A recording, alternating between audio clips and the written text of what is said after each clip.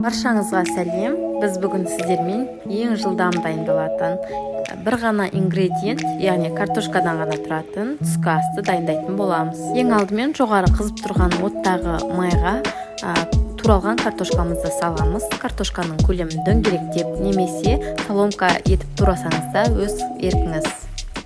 Картошканы салғаннан кейін 5-10 минуттай күтеміз, яғни астындағы картошкалар қызару керек.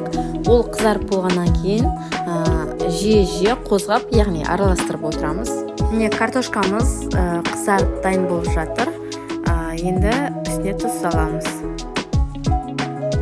Жалпы картошканы қызартып қуырғыңыз келсе, оттың астын жоғарылау еткеніңіз дұрыс, өйткені тез қызарады, әрі жоғарыдағы картошкаларда пісіп кетпейді.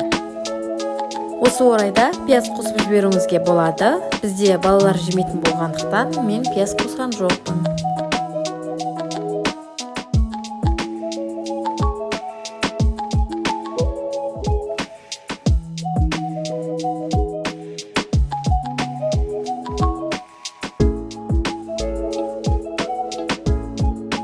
Тез арада тамағымыз дайын болды. Сізге де жасап көруге кеңес беремін. Сіздермен болған мен Жансая. Каналымда басқа да тағамдардың рецептін көруді ұсынамын.